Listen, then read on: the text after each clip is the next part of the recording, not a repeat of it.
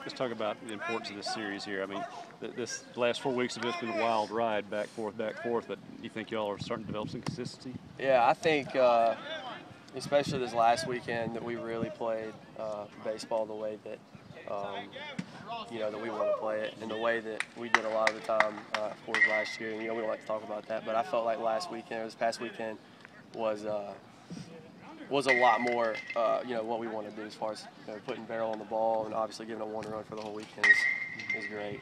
So I think we made some really big steps in the right direction. How satisfying is that for you guys? Because there's been some consistency problems there in the rotation, and it just seems like a lot of people's expectations were 2.5 ERA or something like that, and then you go the entire weekend and you have one of those weekends like you did last year, and it seems like things are starting to come together. It's been kind of frustrating a little bit. I'm just as big a part of it as anybody as far as not finding consistency in a rotation or anything like that.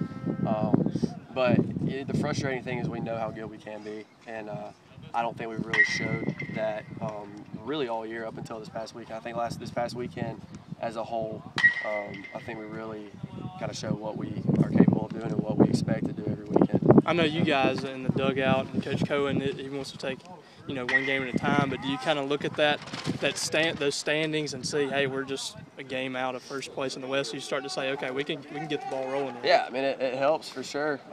When you see standings like that and realize, hey, we are only a game back in the West, it's a morale booster or whatever you want to call it, because when you have weekends like the A&M weekend or down at LSU, stuff like that, you can kind of get into a little bit of a lull there if you're not careful.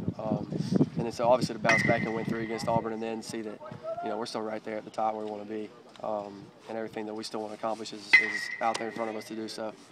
So that's big for us, definitely, confidence-wise, and just knowing what we're still going for is available.